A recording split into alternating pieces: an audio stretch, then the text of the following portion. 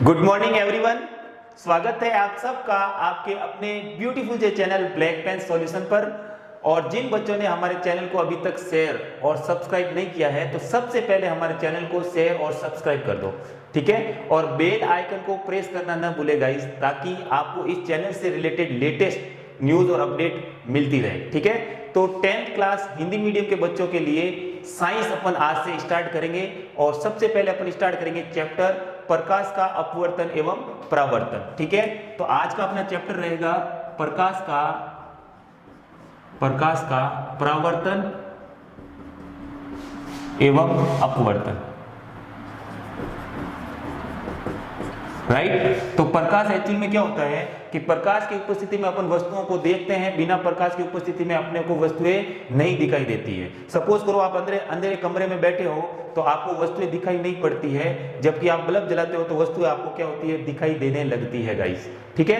तो होता क्या है कि जो सूर्य से प्रकाश आता है या ट्यूबलाइट से जो प्रकाश आता है वो वस्तु पर टकराता है, टकराने के पश्चात वहां से परावर्तित होकर अपनी आंखों की रेटिना से टकराता है, ठीक है, जिस कारण वो वस्तु अपने को क्या होती है, दिखाई पड़ती है, ठीक है। तो सूर्य से जो आने वाला प्रकाश होता है उसके अंदर टोटल 7 कलर होते हैं।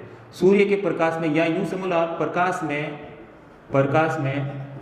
टोटल 7 कलर होते हैं। कितने होते हैं? 7 कलर होते हैं। और कौन कौन से कलर होते हैं तो याद रखना, VIBGYOR, विबग्योर। क्या बोलते हैं इसको? विबग्योर के 7 कलर उपस्थित होते हैं प्रकाश के अंदर।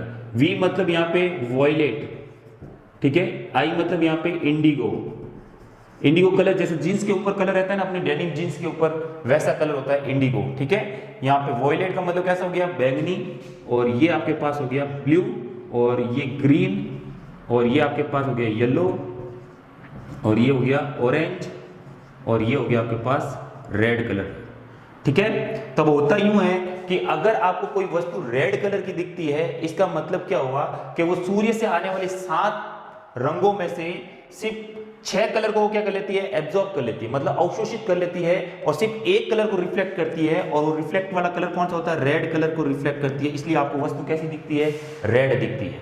यदि कोई वस्तु आपको ब्लू कलर की दिखती है, सपोज करो आपको कोई वस्तु ब्लू कलर की दिखती है, तो इसका मतलब क्या हुआ, सूर्य से टोटल कितने कलर आए? 7 कलर आए। उन 7 कलर में से उसने क्या करा, इन 6 कलर को, मतलब violet, indigo, green, yellow, orange और रेड को उस वस्तु ने क्या करा, अब्सॉर्ब कर लिया, और एक प्रकाश की किरण, एक कलर को उसने क्या किया, रिफ्लेक्ट किया, और उस कलर को रिफ्लेक्ट, कौन से कलर को रिफ्लेक्ट किया, ब्लू को, इसलिए आपको वस्तु कैसी दिख रही है, ब्लू कलर की दिखाई देती है। तो ये चीज याद रखना, जो भी प्रकाश का जो रंग टकरा के आपके आंखों की रेटिना से टकराएगा वही कलर आपको वहां पे दिखेगा, ठीक है। तो अब देखो, सपोज करो आपको वस्तु कोई येलो दिखाई दे रही है, इसका मतलब क्या हुआ कि वो सूर्य से आने वाले सब कलर को क्या कर रही है, एब्जॉर्ब कर रही है, सिर्फ किसको छोड़कर, येलो को। तो येलो कलर जब वहां से टकरा के आपकी रेटिना पर पड़ेगा तो आपको वस्तु कैसी दिखेगी, येलो, यानी कि पीली कलर की दिखाई देगी। अब होता यूं है कि अगर सूर्य से आने वाले 7 कलर को, सूर्य से आने वाले 7 रंगों को यदि वस्तु क्या कर ले, अवशोषित कर ले, क्या कर ले, अवशोषित कर ले, तो वो वस्तु हमें काले रंग की दिखाई पड़ती है। ये चीज याद रखें। अगर वो 7 कलर को एब्जॉर्ब कर लेती है कोई वस्तु, 7 रंग, जैसे 7 कलर आए आपके पास विबग्योर के, और 7 रंगों को उसने क्या कर लिया, एब्जॉर्ब कर लिया, तो वस्तु आपको कैसी दिखेगी, ब्लैक कलर की दिखाई देगी, ठीक है। और यदि सेकेंड पॉइंट अपन देखेंगे, सूर्य से आने वाले 7 रंगों को यदि वस्तु परावर्तित कर दे, 7 रंगों को क्या कर दे, वस्तु परावर्तित कर दे, तो वस्तु हमें कैसे, व्हाइट कलर की दिखाई, सफेद, तो वस्तु हमें सफेद मतलब व्हाइट रंग की दिखाई पड़ती है, ठीक है। देखो ये जैसे कि ब्लैक बोर्ड है, आपको व्हाइट दिख रहा है, इसका मतलब ये क्या हो रहा है, लाइट से जो भी कलर आए, सातों कलर वो टकराएंगे इसके ऊपर, और सातों कलर टकराए और सातों ही कलर वापस मेरे आंखों की रेटिना से टकराएंगे, तो मुझे वस्तु कैसी दिखेगी? एकदम व्हाइट दिखेगी गाइस, ठीक है। तो ये याद रखना, अगर वो सूर्य से आने वाले सातों कलर को एब्जॉर्ब करती है तो वस्तु कैसी दिखेगी आपको? ब्लैक, और सूर्य से आने वाले सातों रंगों को रिफ्लेक्ट कर दे तो वस्तु कैसी दिखेगी? व्हाइट। और अगर कोई आपको रेड कलर की वस्तु दिखाई देती है तो इसका मतलब ये हुआ कि वो सूर्य से आने वाले 6 रंगों को तो अवशोषित कर लेगी, सिर्फ रेड कलर को परावर्तित करती है, और जब रेड कलर को परावर्तित करेगी तो रेड कलर आपकी आंखों से टकराएगा, जिस कारण आपको वस्तु कैसी दिखेगी? रेड कलर की दिखाई देगी गाइस, ठीक है। तो सामान्यतया ये माना जाता है, सामान्यतया प्रकाश की किरण, ठीक है, प्रकाश सीधी रेखा में गमन करता है। कैसे? सीधी रेखा में गमन करता है, ये चीज आप याद रखें, सीधी रेखा में गमन करता है। और प्रकाश जो आता है ना, वो कोई एक किरण नहीं आती है गाइस, पूरे क्या होता है? एक पुंज आता है, पूरा बंडल के रूप में प्रकाश आता है और किसी वस्तु से टकराता है, और टकराने के बाद क्या होता है? रिफ्लेक्ट होता है, ठीक है। तो एक पुंज आता है, लेकिन अपन पूरे चैप्टर के अंदर एक प्रकाश की किरण के द्वारा अपन क्या करेंगे? डायग्राम बनाएंगे, किरण आरेख बनाएंगे, ठीक है। तो ये चीज याद रखना कि प्रकाश जो होती है, उसकी जो प्रकाश की किरण है वो हमेशा सीधी रेखा में क्या करती है? गमन करती है, ठीक है। लेकिन डी ब्रोगली नामक एक वैज्ञानिक ने बताया था कि जो आपका प्रकाश होता है, किसके अनुसार? डी ब्रोगली, एक वैज्ञानिक का नाम है डी ब्रोगली, ठीक है, बड़ी क्लास में आएगा। तो डी ब्रोगली ने क्या बताया? जो प्रकाश है, प्रकाश सीधी रेखा में गमन न कर, सीधी रेखा में गमन न कर वेव फॉर्म में, वेव रूप में गमन करता है। यहाँ वेव मतलब क्या हुआ? तरंग। वेव को क्या बोलते हैं? तरंग, हिंदी में देखो तरंग कैसे? जैसे कि प्रकाश की किरण यहाँ से आई, देखो तो टकरा के यूं जाएगी, वेव नेचर में ऐसे प्रकाश मूव करता है, ठीक है। जैसे कि आपके पास लोहे की कोई तनी बनी हुई है तार की, तो आप तार को जब ऐसे हिलाते हो तो तार कैसे ऐसे छन होता है ऐसे, तो प्रकाश भी ऐसे मूव करता है, देखो ऐसे, ये यूं मूव करता है प्रकाश, सीधी रेखा में ना गमन करके ऐसे मूव करता है प्रकाश। और दूसरी बात इन्होंने क्या बताई? पहली बात तो ये बताई, और दूसरी बात बताई कि प्रकाश जो होता है, प्रकाश कणीय रूप में होता है, कणीय रूप मतलब प्रकाश में क्या होते हैं? छोटे छोटे कण होते हैं, ठीक है, जो आगे से आगे क्या होते हैं? ट्रांसफर होते हैं, और इस हिसाब से वो प्रकाश किरण आगे चलती रहती है, ठीक है। तो द्वैत प्रकृति, इसको क्या बोला जाता है? प्रकाश की द्वैत प्रकृति। दोनों पॉइंट को अपन मिलाएंगे तो क्या बनेगी? द्वैत। ये देखो द्वैत प्रकृति, ठीक है। प्रकाश की द्वैत प्रकृति मतलब ड्यूल नेचर होगा, ठीक है। मतलब प्रकाश की द्वैत प्रकृति होता है, वो कणीय रूप में भी रहता है और दूसरा वेव रूप में भी रहता है। मतलब प्रकाश ऐसे वेव रूप में आगे जाता है, दूसरा इसमें छोटे छोटे पार्टिकल्स होते हैं, ठीक है, कण होते हैं, और वो कण आगे से आगे संचरित होते रहते हैं और प्रकाश आगे से आगे ऐसे कणीय रूप में बढ़ता रहता है, ठीक है। तो ये चीज आपके पास होगी छोटी सी आपको इंफॉर्मेशन के लिए, ठीक है। अब अपन नेक्स्ट पढ़ेंगे प्रकाश का परावर्तन। गाइस क्या पढ़ेंगे? प्रकाश का परावर्तन।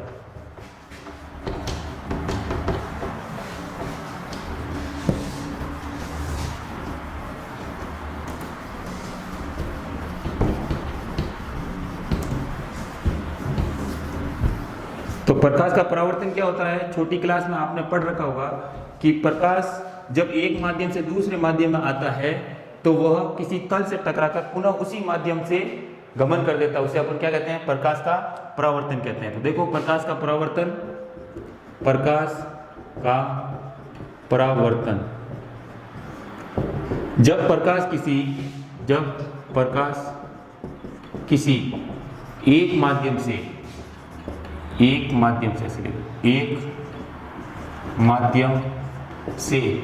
दूसरे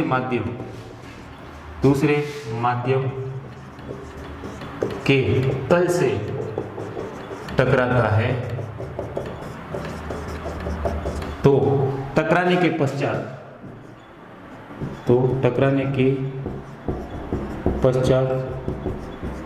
वह पुनः उसी माध्यम में लौट जाता है। प्रकाश की इस घटना को प्रकाश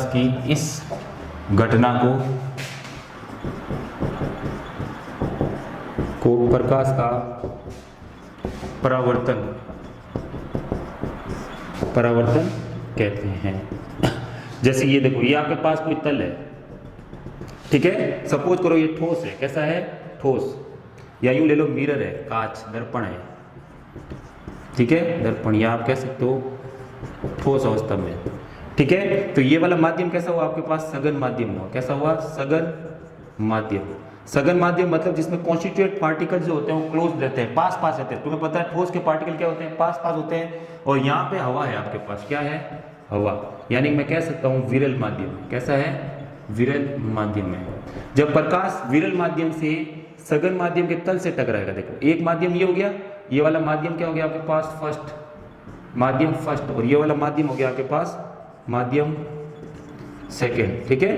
तो माध्यम 1 से माध्यम 2 के तल से टकराता है, तो टकराने के पश्चात पुनः उसी माध्यम में गमन कर देता है, तो उसे अपन क्या कहते हैं, प्रकाश का परावर्तन कहते हैं, ठीक है। जब प्रकाश किसी एक माध्यम से दूसरे माध्यम के तल से टकराता है, तो टकराने के पश्चात वो पुनः उसी माध्यम में लौट जाता है, तो प्रकाश की इस घटना को अपन क्या कहते हैं, प्रकाश का परावर्तन कहते हैं, ठीक है। तो जो किरण यहाँ पे टकरा रही है उसको अपन बोलते हैं आपतित किरण, क्या बोलते हैं, आपतित किरण, ठीक है। और जो टकरा के वापस जाती है उसको अपन बोलते हैं परावर्तित किरण, ठीक है, परावर्तित किरण।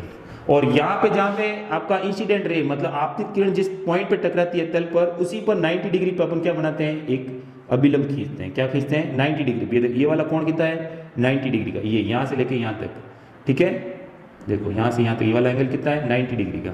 और ये आपके पास क्या कहलाता है, अभिलंब, क्या कहलाता है, अभिलंब, ठीक है। और अभिलंब तथा यहाँ पे लिख रहा हूं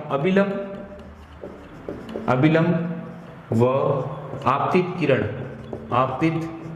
किरण के मध्य का कोण क्या कहलाता है, मध्य का कोण आपतन कोण, क्या कहलाएगा, आपतन कोण कहलाता है। ये चीज आप याद रखें, ठीक है।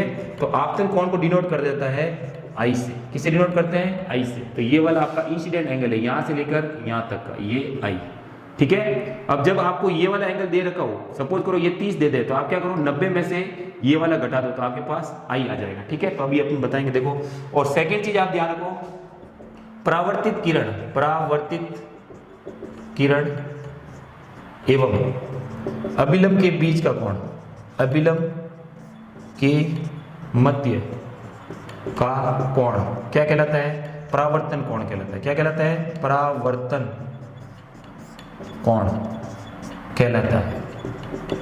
और अपन इसको शो कैसे करते हैं, आर के द्वारा, ये देखो R, reflected angle, incident angle, तो ये आपके पास हो जाएगा आर, यहां से लेकर यहां तक, ठीक है। अब जब आपको एंगल ये दे रखो, सपोज करो एक डायग्राम को बनाया मैंने, ये देखो, और एग्जाम में क्या करा, ये और ये रेस बना दी और यहाँ पे अभिलंब बना दिया, ठीक है। ये देखो ये 90 डिग्री पे होता है। अब ये कोण आपको एग्जाम में दे दे, सपोज करो 30 दे दिया, तो बताओ इंसिडेंट एंगल कितना होगा और रिफ्लेक्टेड एंगल कितना होगा, ऐसे क्वेश्चंस आते हैं, ठीक है। तो ये 30 होगा, तो आप खुद सोचो ये पूरा 90 है, तो 90 में से 30 घटा दो, ये वाला, ये 90 में से ये 30 लेस कर दो यहाँ तक का, तो ये वाला नहीं बच जाएगा, तो ये कितना आ जाएगा 60, ठीक है। अब ये 60 होगा, तो ये वाला कोण भी कितना होगा 60। अभी मैं बताऊंगा आपको इसके नियम, ठीक है। तो नियम में आपको पता चल जाएगा कि इंसिडेंट एंगल और रिफ्लेक्टेड एंगल मतलब आपतन कोण और परावर्तन कोण, परावर्तन में सदैव क्या होते हैं, बराबर होते हैं, ठीक है। तो अपन चलते हैं नेक्स्ट और देखते हैं इसके नियम, ठीक है। तो प्रकाश के परावर्तन के नियम यहां पे लिख देता हूं, प्रकाश के परावर्तन के नियम, ठीक है। तो सबसे पहला नियम आएगा आपका, पहला, आपतित किरण, परावर्तित किरण और अभिलंब तीनों एक ही तल पर उपस्थित होते हैं। आपतित किरण सेकेंड, परावर्तित किरण तथा अभिलंब तीनों एक ही तल पर उपस्थित होते हैं। तो ये चीज आप दिमाग में रखें कि आपका आपतित किरण, परावर्तित किरण और अभिलंब तीनों किस पे हो गए, एक ही तल पर उपस्थित होते हैं। सेकंड पॉइंट, आपतन कोण एवं परावर्तन कोण परावर्तन कोण का मान सदैव क्या होता है,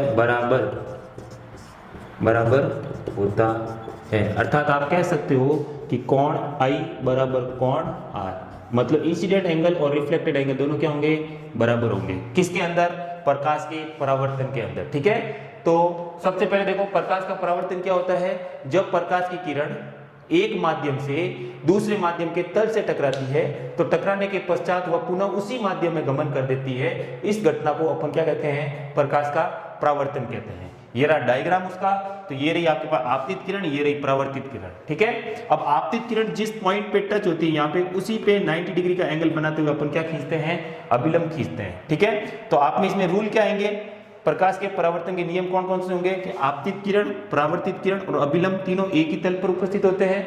अब पूछा जाता है आपतित कोण कौन सा होगा, तो ये ध्यान रखना कि आपतित किरण और अभिलंब के बीच वाला जो कोण रहता है उसको अपन बोलते हैं आपतन कोण।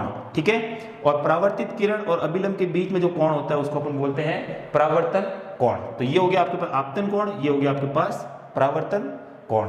और एक चीज याद रखें कि तीनों एक ही तल पर उपस्थित होंगे, और दूसरा आपतन कोण एवं परावर्तन कोण का मान सदैव परावर्तन के लिए क्या रहता है, बराबर रहता है गाइस। ठीक है, चलो चलते हैं नेक्स्ट।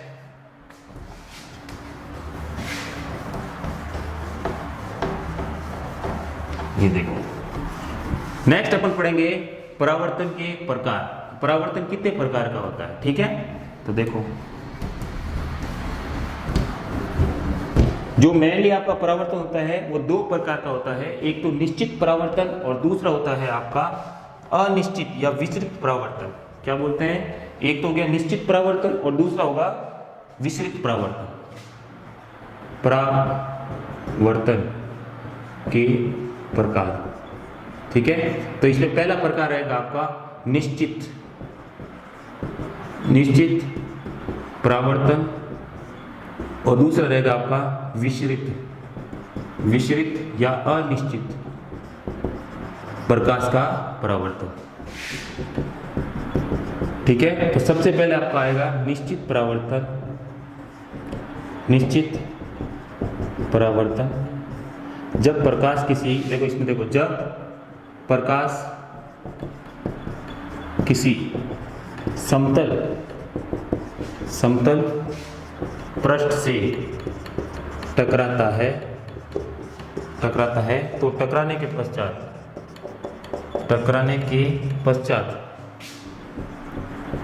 पश्चात एक निश्चित दिशा में गमन करता है तो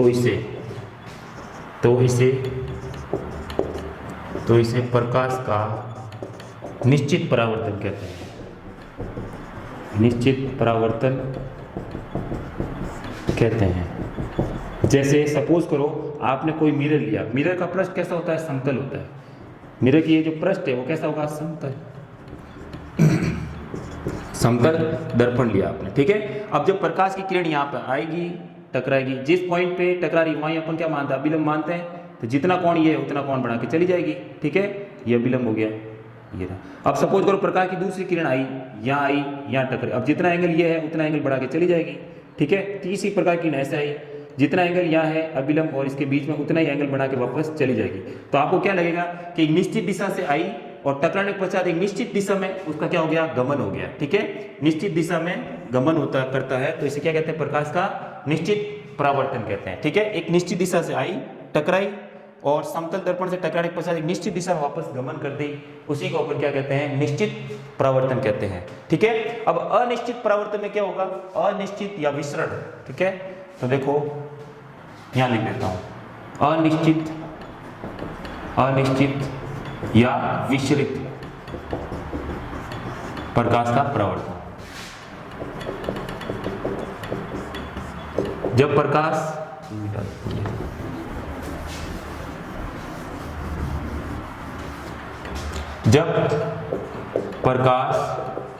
किसी खुरदरे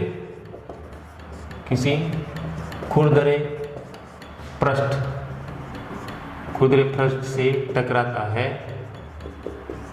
टकराता है तो टकराने के पश्चात वह फैल जाता है। फैल को अपन बोलते हैं विसरित। फैल जाता है, फैलना मतलब क्या हुआ, यूं जाके बिखर जाएगा, यूं फैल जाता है प्रकाश की इस घटना को विसरित परावर्तन कहते हैं। अब सपोज करो रूम के अंदर अपन बैठे हैं, एग्जाम्पल के लिए क्या है, अंधेरे रूम में बैठे हैं और वहां पे एकदम से अपन बल्ब जलाते हैं तो प्रकाश क्या होता है, चारों तरफ फैल जाता है। क्यों फैल जाता है, क्योंकि जब अपन बल्ब जलाते हैं तो अलग अलग प्रकार की वस्तुएं हैं यहाँ पे, तो वो क्या करेगा, वस्तुओं से टकराएगा और इधर चला जाएगा, यहाँ टकराएगा तो उधर चला जाएगा प्रकाश, ऐसे करके पूरे रूम में क्या हो जाता है, प्रकाश एक विसरित मतलब पूरी तरह से फैल जाता है। तो कोई अगर आपसे पूछे जो बल्ब है उसका परावर्तन कैसा होता है, तो विसरित परावर्तन होता है। ठीक है, तो देखो ये खुरदरे पृष्ठ टकराएगा। सपोज करो मैं यहाँ पे एग्जाम्पल ले रहा हूँ, देखो डायग्राम, खुरदरा पृष्ठ होना चाहिए। पृष्ठ कैसा, ये देखो ऐसा खुरदरा पृष्ठ ले लिया, ऐसा